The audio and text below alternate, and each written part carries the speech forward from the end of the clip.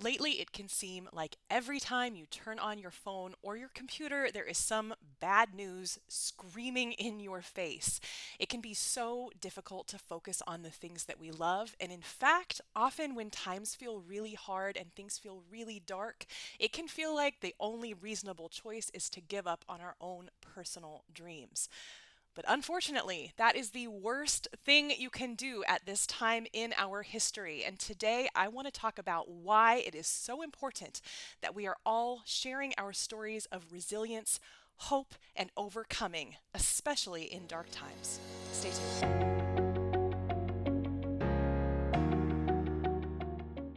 Do you keep getting stuck in your memoir because you don't know how to make a plan? Well, so did Rita before she joined the Memoir Method. That's I know, awesome I'm though. very Yeah. excited. So, I mean, I love your system then because I'm like, it really works. I guess like I Yeah, can trust to it because it's never worked for me and I've written same. forever. And I'm like, I guess, and plus I think the accountability helps. Like coming on here once a week, Mm, I'm like, it's worth the input and like, giving the money over and stuff because it just this alone has like, I mean, yep, it's incredible how much it's accountability. priceless. Learn more at pageandpodium.com/memoir-method.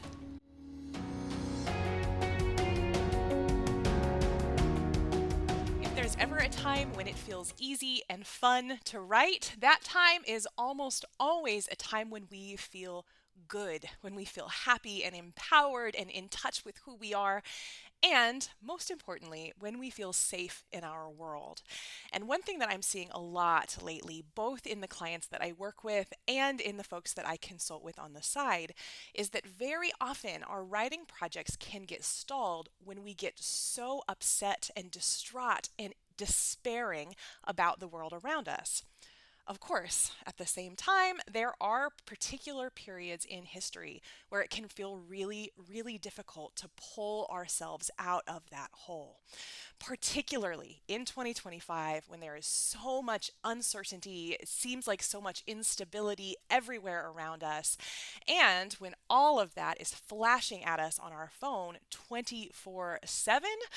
Unfortunately, I am seeing so many projects start to slow down in ways that are totally unnecessary. And one thing that I want to talk about today is how that emotional connection can actually be flipped on its head, how we can actually use our mindset to remind ourselves that now more than ever, the world needs your story.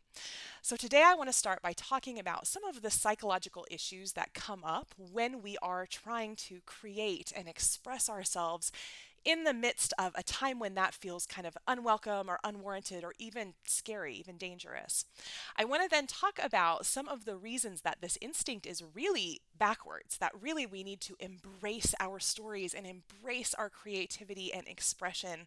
And then, of course, I'm always going to end with some solutions. So I'm going to end the video by giving you some of my favorite tips and tricks for staying the course even when it feels like maybe we shouldn't be writing, we shouldn't be focusing on ourselves because there is so much going on in this world. Okay, so first let's start with the problem. Now, one of the biggest problems that I see really with any negative emotion, it can be negative emotion that is coming from the world, coming from the news, our friends and family, our phone, or it can be the negative emotion that comes from ourselves when we're not feeling very good about ourselves, when we are in that kind of shame spiral of feeling unproductive, or just even for those of us who are very empathetic people, even just our own investment in the things that are happening around us. Unfortunately, what I usually see happen is that when we start to be in that negative emotion, which of course everyone is at times, but when we start to really settle into that negative emotion, when we try to write, very often we have all kinds of negative feelings that come up around our writing. Even negative feelings, even that kind of shame or self doubt, even those kinds of things, if they don't come up when we're feeling really good, oftentimes when we're feeling bad, they really can just crowd in. So, what do? Most of us are just human. We give up on our writing project, we step away for a little bit, and oftentimes that only builds that negative emotion. if you really wanted to get that project done, if you really wanted to make progress that day or that weekend or that writing retreat, if you don't get done what you wanted to get done, that can feel so devastating, so demoralizing. And guess what happens? That just deepens that negative emotion. Now, I think it's really important to clarify here. I am not saying that you shouldn't feel negative emotions. Of course, we all feel negative emotions, and so much of what we're doing in our memoir is kind of excavating out some of those things. What I am saying, though, is that that sort of negative vibe is not a great place to create from. It can be really, really difficult to find motivation when we feel like we have such a kind of low energy, when our energy is in that kind of depression or despair place. So, what can we do? Well, one thing that I think is so important to keep in mind is that oftentimes we are able to shift our mindset. Even if we can't go from feeling really bad to suddenly feeling really good, we can try to kind of level up in our kind of emotional energy, our emotional kind of a level of expression. And one of the tips that I really like to use for myself, as someone who has written about Black Lives Matter, who has written about some of these really heavy issues of our time, one thing that I find is really helpful to embrace is the power that we have when we lean into our expression and our creativity and our self love, and of course, our story. So, the next thing I want to talk about are kind of some of these ways that we can shift our mindset, some of the things that we can embrace to help us move out of that kind of despair place and up into oftentimes something that feels maybe a little more like anger, but oftentimes feels a lot like passion too.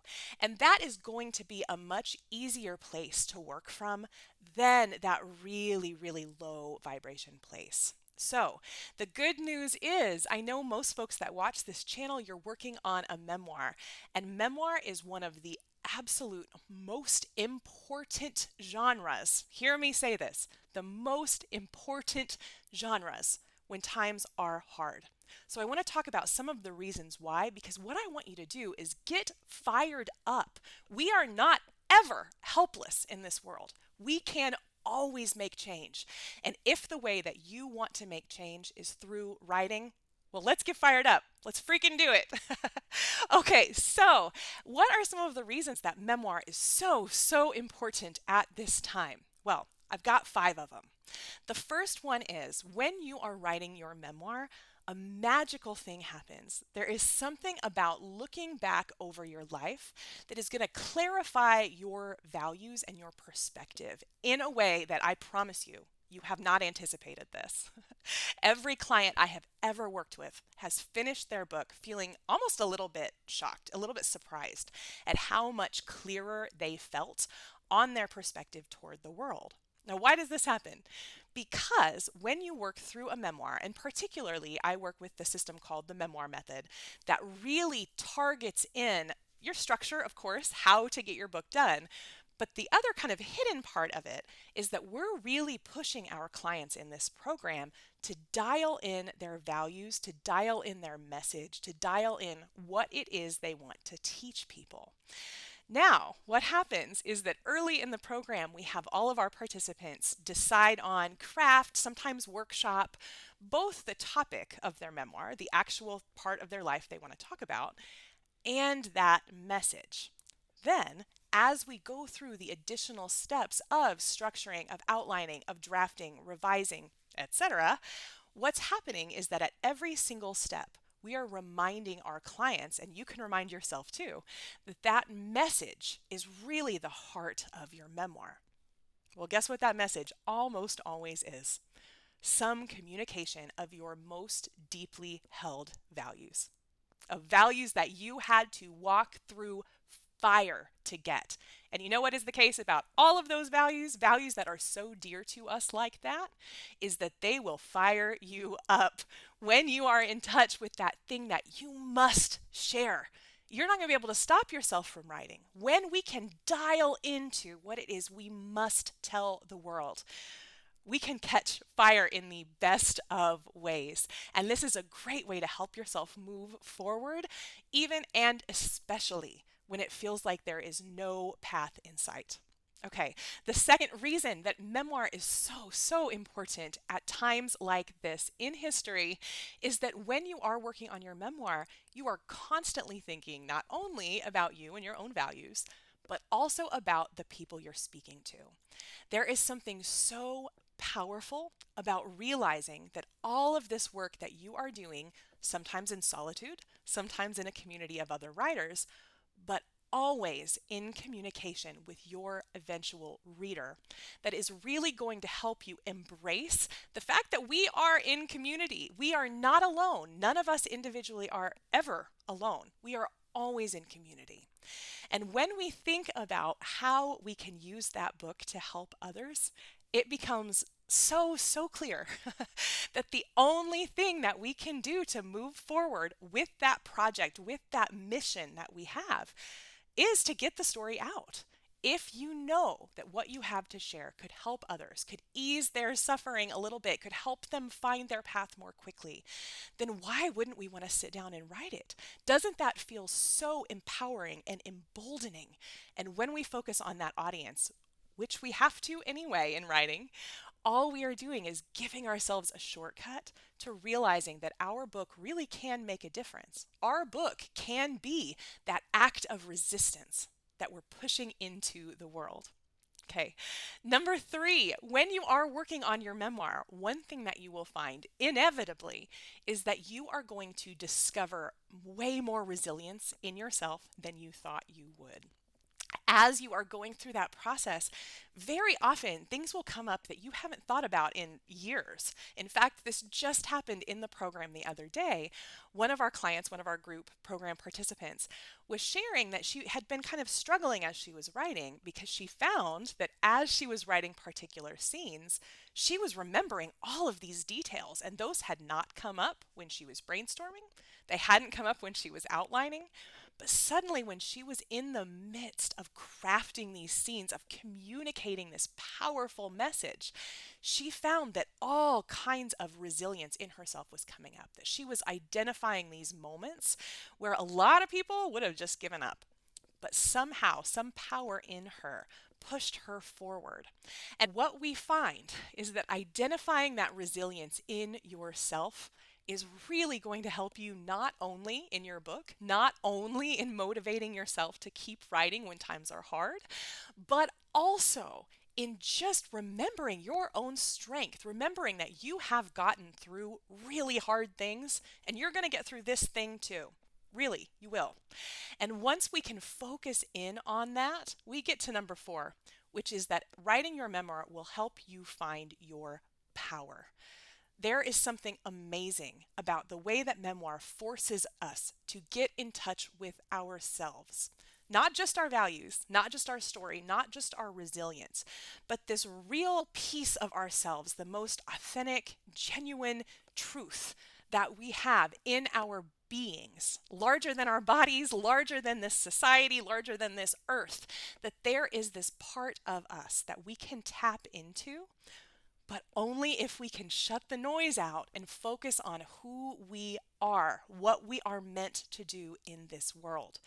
And while I find that all types of writing can help you tap into that, memoir does it in a way I have never seen any other genre of book do. When we are writing our own life, when we are telling these deeply held stories, sharing these deeply felt messages, oh, it's so powerful. I can feel it in my body right now. You can just feel that power rushing through you. And oh my gosh, if that is not an act of resistance and strength and power, I don't know what is. And five, finally, the way that memoir can really help you find your way in this world is by calming your nervous system. Now, I know this is kind of out of left field. No one saw this coming. But there is some excellent research that shows when we sit and focus, when we are thinking through things in a strategic, clear, planned way, that we are so much more able to calm ourselves down. Now, this happens all the time. If you are somebody who practices something like yoga, I personally do, you will know that it is your focus on that one singular activity that is what really helps to quiet your mind, helps to really refresh and reset you. Writing can be this too. When we are writing, we are doing a lot of the same things that are happening in yoga or mindfulness or any of these other practices that help us switch from that sympathetic nervous system into our rest and digest parasympathetic nervous system. Embracing the process of writing, embracing that focused time, either at your computer or at your journal, is going to be so valuable in terms of just calming us, helping us feel that hope, and helping us honestly be able to move between these emotional registers with so much more ease and to feel so much more control over how we do that. So it's not that we open up our phone and all of a sudden we are just back in that kind of pit of despair. When we get a little bit more control over our nervous system, writing regularly will do that. We are so much more able to choose when is the time that we want to sit down. Why is this important? Why is it valuable? And what is the mission that I'm fulfilling here? Okay, so if you're not sold, I hope you'll still go with me because I want to close with a few ways that I have found that are really, really helpful when everything feels just bleak and lost, but you really still feel dedicated to this project. All right, so I've got 5 practical tips that you can take with you for dark times and not dark times, frankly. These are useful tips and tricks for any moment that you are trying to use them. Okay, so the first thing that I want to suggest you do is use your writing time as a way to close off the outside world. Now, I know this feels really selfish. I know it does.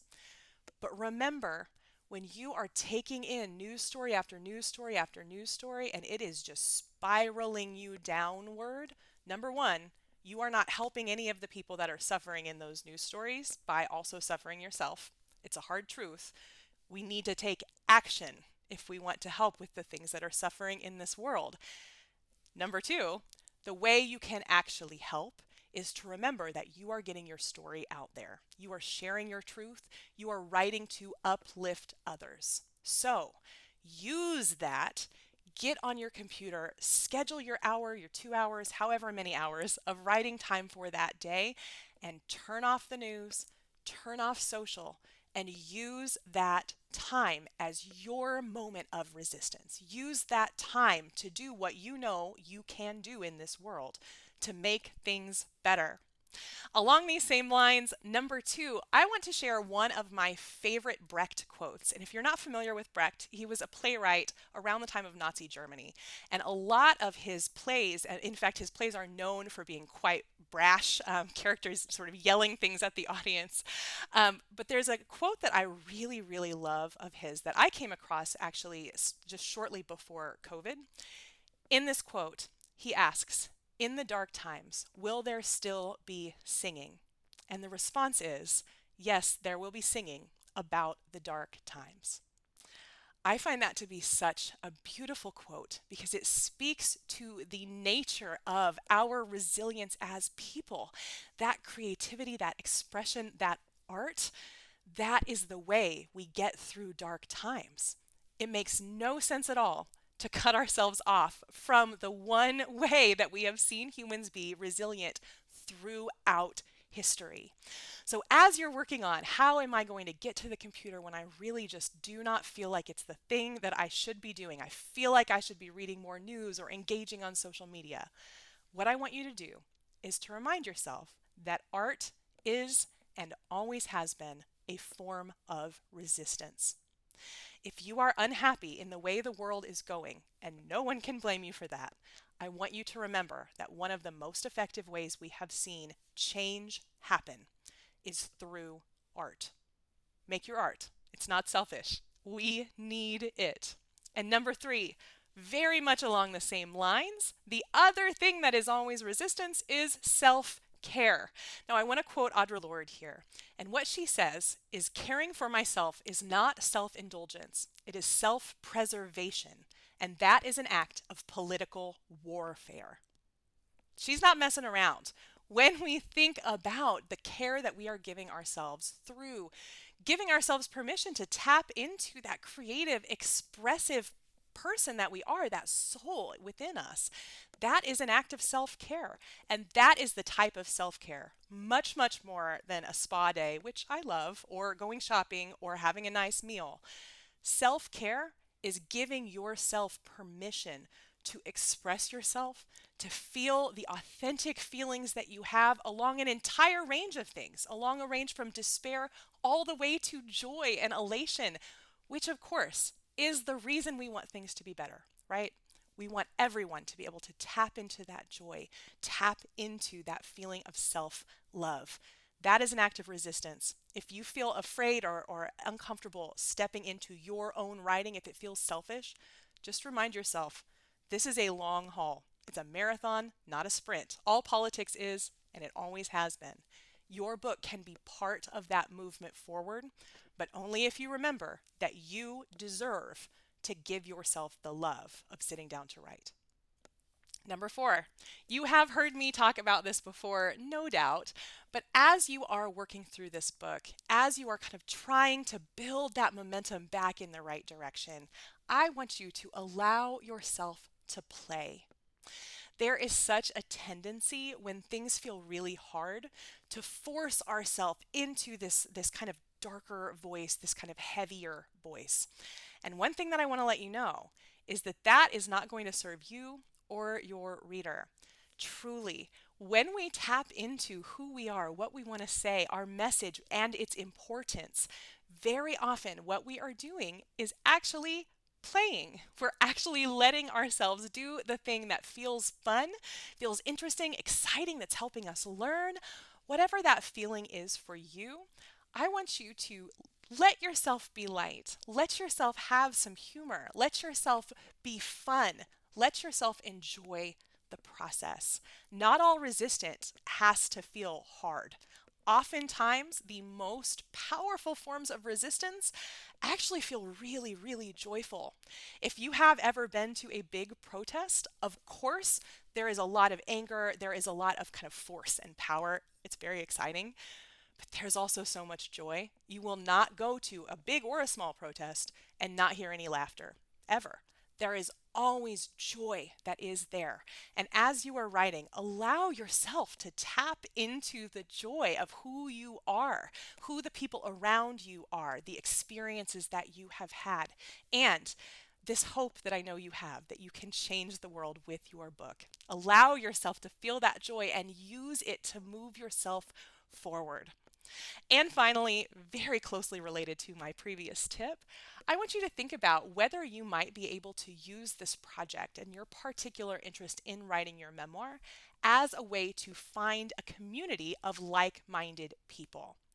One of the most powerful ways to get through really hard times is to have some kind of a tangible, physical, frequent reminder that we are not alone. You're not alone. I'm not alone. None of us are alone. There are always going to be people who feel the same way we do. And very often, those people are interested in the same types of hobbies and projects that we are. Memoir is a great way to connect with other people who feel the same way. There are plenty of programs, free and paid, out there. The Memoir Method in particular is founded on a politics of freedom and liberation and justice.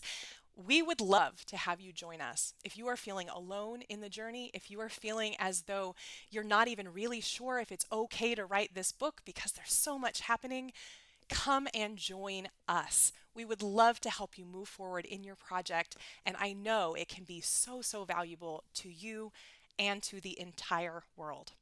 Okay, I know times can feel really tough, and they do feel really tough right now. They feel scary and uncertain, but I promise you, this book project can be a way forward for you, for your community, for the people you want to speak to, and the world.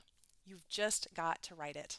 Okay, head into it. Please allow yourself to find the joy, to find the community, and to find the hope. Happy writing.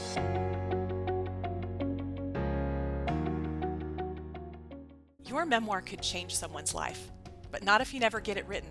And that's why I want you to join us in the next cohort of the Memoir Method.